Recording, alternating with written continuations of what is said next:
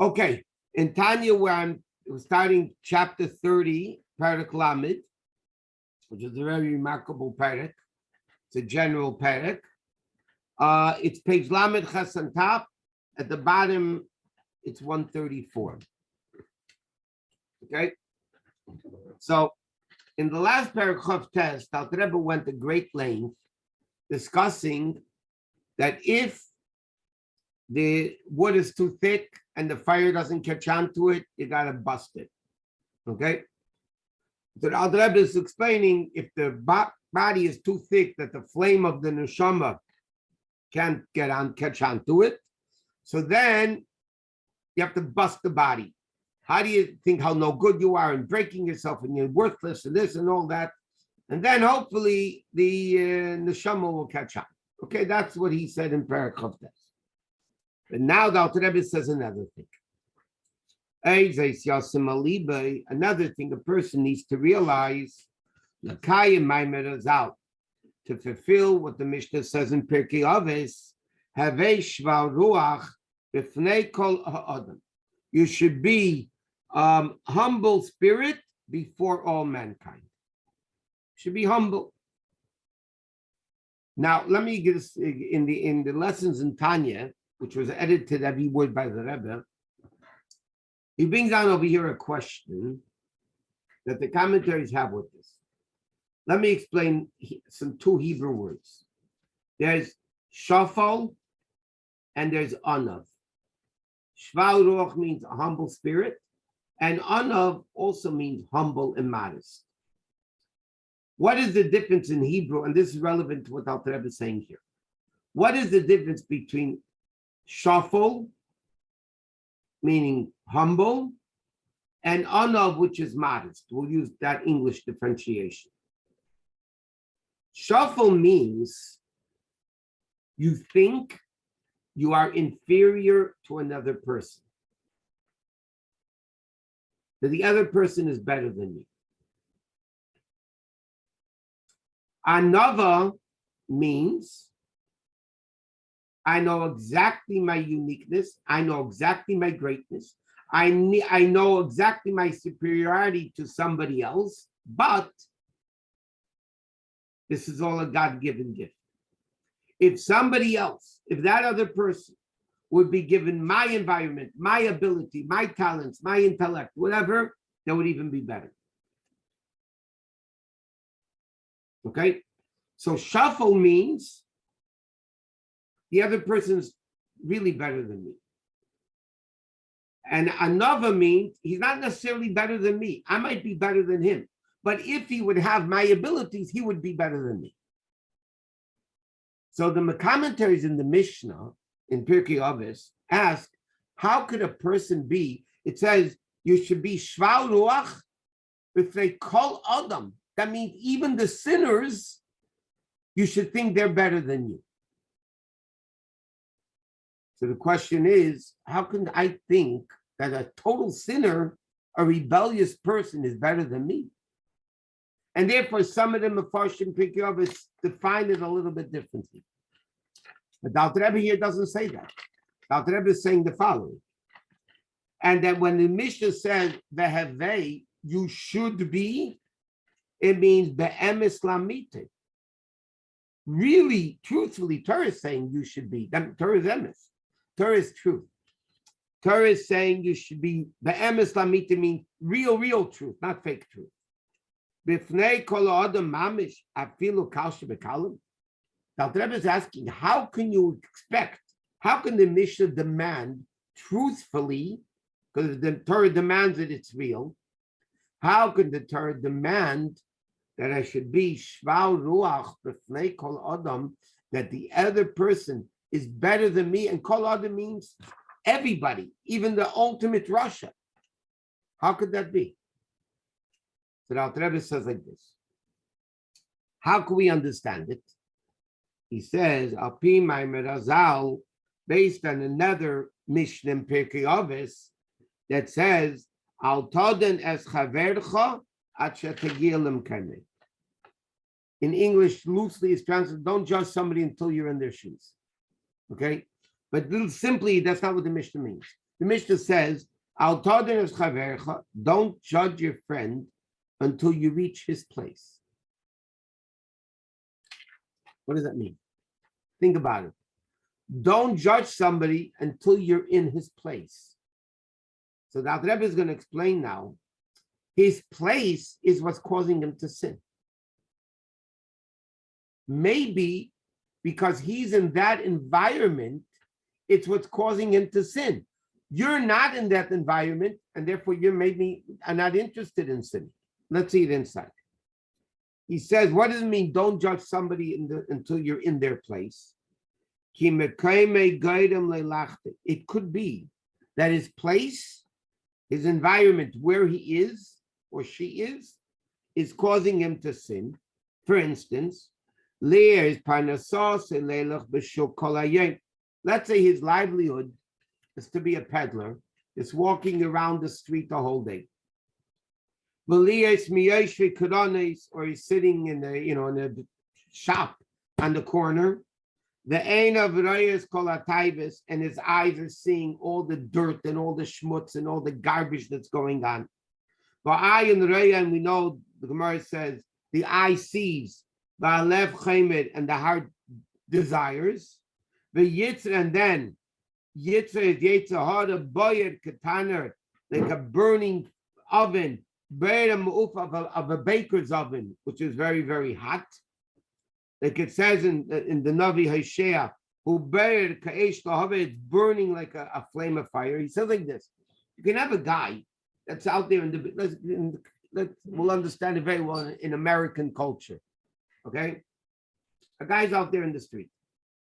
He sees every unsinnistic thing. He sees cheating. He sees lying. He sees unbelievable things. The eye see, the heart desires, and then the Yetzer Hara is burning and inflamed. That's one thing. He said, what happens though if a guy rarely goes into the street? And most of the day he's sitting at home. He's not exposed to all that dirt out there. And another thing, maybe even a guy that goes in the street a whole day. It could be. He's not such a passionate person. He doesn't get turned on by these things. And he says, the Yetzer Hara is not the same by everybody. Yes, there's some people have a Yetzer Hara, one type of Yetzer, for one type of. Some people have a Yetzer Hara for money. Some people have a Yetzer Hara for women. Some people have a Yetzer Hara for COVID. Some people have whatever. Everybody has a different Yetzer Hara. So the Alter Rebbe is saying like this: you can't, the Beinoni that he's talking to has to become humbled by thinking that person is really better than me. Even the Russia. Because maybe his place, i.e., maybe his environment is causing him to sin while I'm not in that environment. Who says I would be any better?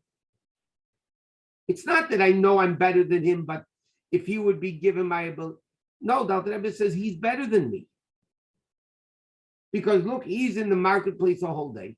I'm not. So of course he's more prone to sin. What do you want? The Gemara has an expression: you take a child, put him into a shuk shalzenis, into a marketplace of prostitutes. Mayasa ben shaliyachta. What's he going to do that he won't sin? How's it going to happen that he won't sin? So Alter Rebbe is telling the Beinoni like this: another way of breaking yourself, that the fire of the neshama should inflame, engulf and inflame the body, by realizing you're not better than anybody else. Because maybe his place is what's causing him to sin. And you don't sin because you're home a whole day. And you're not out there, you're working from home, thanks to COVID. You're working from home and you're not out there in the street. How does that compare to a guy who's walking around in the street, sees every forbidden thing in front of his eyes? And he said, so now he says, Oh, so maybe you could justify the sinners. He says no. Being a be'emes, really, even a person who's very passionate, and he's sitting in the corners the whole day in the marketplace. It's no justification for his sin. I'm going to read it and explain this whole thing. And he's called a complete Rasha because he doesn't fear God. Why? I'm going to read 3 more lines and then explain all of this. Because even the guy who's passionate and he's in the street the whole day and he sees every forbidden thing, he should have been able to hold himself back, to control the spirit of his heart, out of fear of Hashem that sees all his actions, because the mind controls the heart. I'll try to sing like this. There's 2 aspects over here. There's a guy that sins, he's inferior, he's a Rasha. Why? Because he's in the marketplace. He's a passionate person. He has a strong Yetzer Hara. Okay? And he sees every forbidden thing, and he's burning, flamed the fire to sin.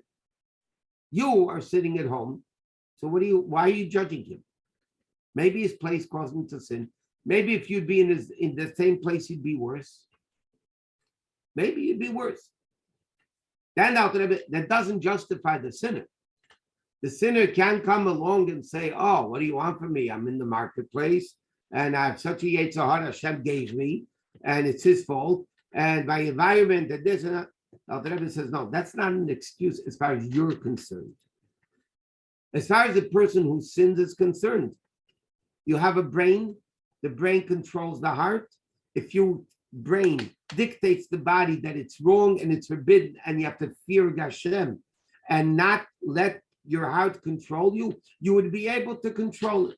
So there's 2 issues. As far as the person sinning, the Rebbe says you have no justification. But a person who's judging you shouldn't think that he's much better than the sinner, because maybe the sinner's place is causing him to sin, and I'm not in that place. I'll give you an example in modern day things. When the older people were growing up, there's no computers, there was no internet, there was no nothing. Okay, we weren't involved in all that stuff. We weren't exposed to it. We weren't exposed to it, so we didn't do what we do. Okay, today's kids are much more exposed to it. So the question is, the older people who grew up pre-internet, how would we be if we had internet now? I mean, if we grew up with internet, who says we would be any better? Why are we judging anybody? Who says we would? As far as the sinner is concerned, the Rebbe says he has no right to sin. He has the ability for the mind to control the heart. But the Beinani, who is looking, and that's why he's calling it Shafel Be'emes. He's telling the that the other person is better than me, because his sins are excusable to me, because not Hashem, because he could have controlled himself, but they're excusable to me because I have to realize his place, his environment, his upbringing, his whatever you want is causing him to sin. And I wouldn't be any better. So why am I thinking I'm better than him? To the sinner, Hashem says, it's not an excuse to sin. Your mind has to control your heart. And now the Rebbe continues now. Truthfully, as everybody knows, it's a very, when your Yetzer Hara is burning, the Rebbe said, take your mind, cool it off. Mind controls the heart, get it out of your system. He says, the truth is, it's Milchama Gudela Vatsuma. It's a tremendously great, powerful war. Lishber HaYetzer, to break the Yetzer Hara. Habed kohesh lava, that's burning for sin as a burning flame. It's mamish. It's a test. There's no way. It's mamish a test. It's a very difficult thing. Therefore, hilkach. Okay, and here the Alter Rebbe is going to say a phenomenal concept that I will paraphrase in a very practical way. Hilkach. Therefore, he said it. Sarach kol adam.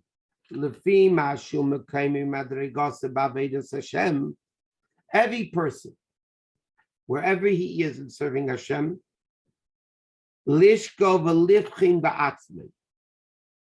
to check into himself, to weigh himself, so to speak. If he is serving Hashem, am I fighting in my issues the same battle that guy that's in the street and sees everything forbidden? I'm going to paraphrase it and in a very practical way, and then we'll see what Alter Rebbe is saying. You want to be mekad of somebody to Yiddishkeit. Yeah, you're in business. You come over to him and say, you got to close your business on Shabbos. That we do, right? Come Shemesh Shabbos, you have to close the business on Shabbos. He's in the retail business. 60-70% of the business is done on Shabbos. That's reality. So you come over to the guy, this holy guy, being mekad of people to Yiddishkeit. You tell him close Shabbos. What do you mean Shabbos? Shabbos, God will provide, everything. Now the Rebbe is saying here, ask yourself the same question. You're asking from this, you're demanding from this, you're not asking, you're demanding from this person total mesiras nefesh to give up 70% of his livelihood. Or another example, a guy is really into food. He's really into food. And he's into every restaurant. And now you come to him and say, you have to keep kosher. You can't eat all the stuff you want to eat. And you're not allowed. It's a very difficult battle for these people. So the Alter Rebbe says like this: are you demanding from yourself in your issues the same self-sacrifice you're demanding from them in their issues? Simply put, the Alter Rebbe is going to say to himself, are you davening the way you should be davening? Are you learning the way you should be learning? Are you giving tzedakah the way you should be giving tzedakah? The three pillars of the world. You're demanding from this person ultimate mesiras nefesh. They should lose most of his livelihood. Are you demanding from yourself in your issues? You don't have a problem with Shabbos. You don't have a problem with kosher. Fine. But you do have issues. Every person has issues. Every person has a yetzer hara. Now, the Rebbe said, are you demanding from yourself in your issues the same self-sacrifice that you're demanding from that person? Or that you think you're better than that person? Now, who gives you a right to do that? And therefore, the Alter Rebbe said, that's how you could be shval ruach. Because you realize this person is in the marketplace, or whatever the example would be, that his yetzer hara is burning, inflamed to sin, right? And you want him to hold himself back. Are you demanding the same thing from yourself? No. So that person is really better than you. That person is better than you. Maybe he's holding himself back a little bit. You don't know. Now the Rebbe says that's why you could be shval ruach. You could not, even though you're a Beinoni who doesn't sin. Nevertheless, the Alter Rebbe says you should feel that other person is be'emes lamita, really inferior, better than you. Why? Do you know where he's at? Do you know what Achadegilim Kaimer? Do you know where he's at? Do you know what his place is? And the Alter Rebbe said, are you demanding, this is what the Alter Rebbe says, are you demanding from yourself in your issues the same level of Mesiras? You're not. So he's better than you. Just because you seem to be holier, it's all about battles. It's all about breaking oneself, doing what's right. And he says, you have to think to yourself, am I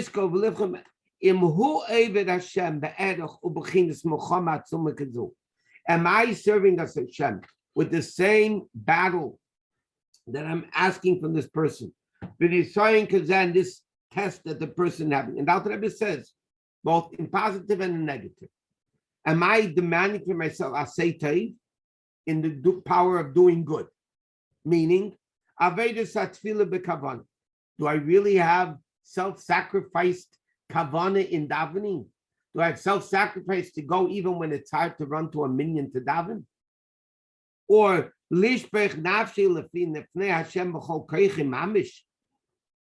am I working with myself to the extent that I'm mitri an nefesh until like the torturing of the soul?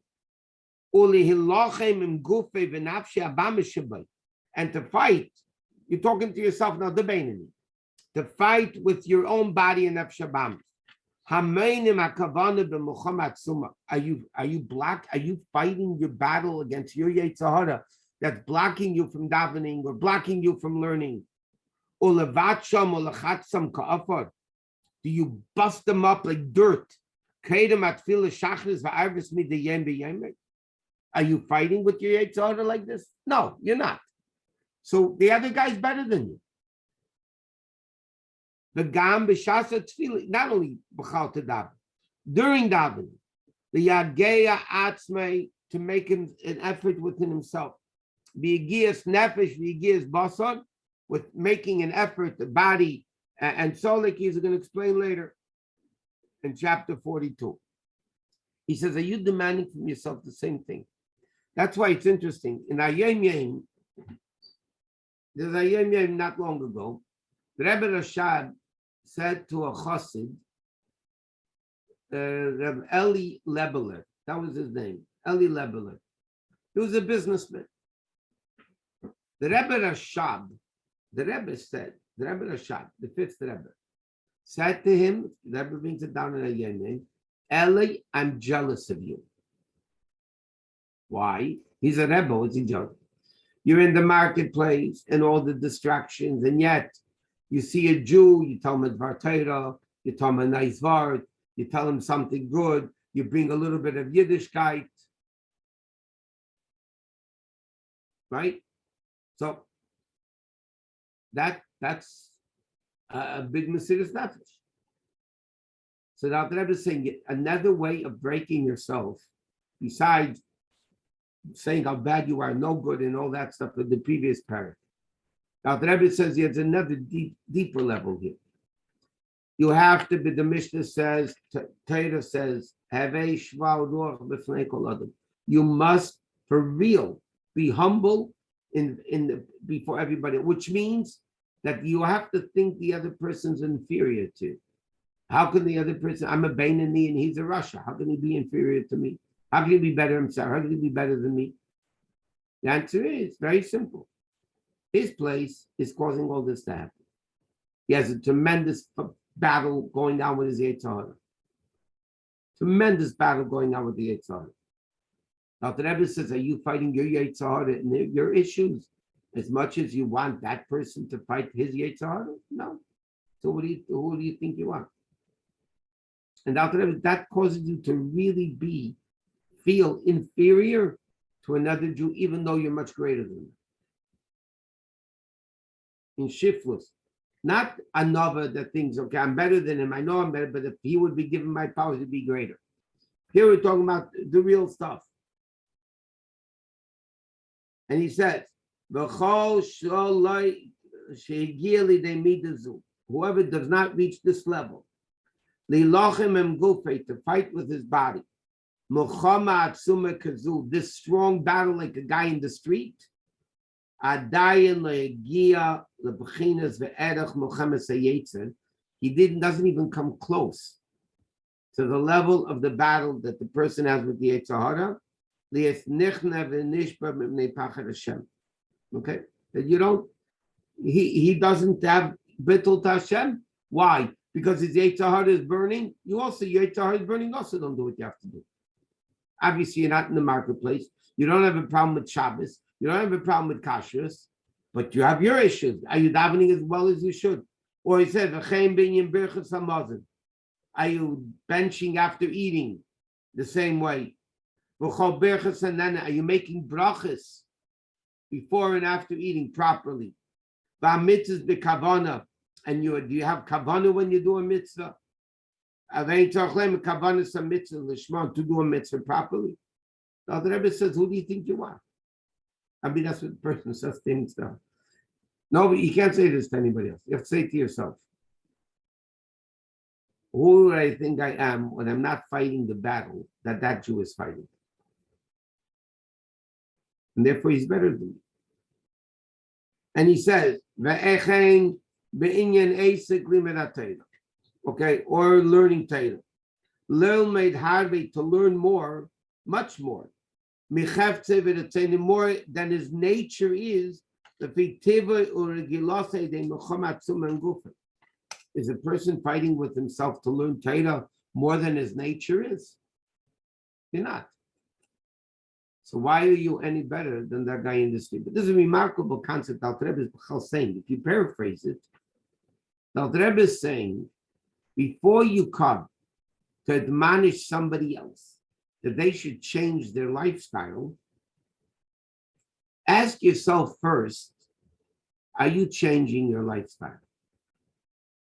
Are you demanding from yourself in your life what you are demanding from that other person to do?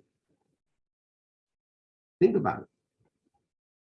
And the answer that the Rebbe says, we're not. It's obvious we're not. Because if we would be all tzaddikim. And now the Rebbe and Tanya speaking about a Beinoni.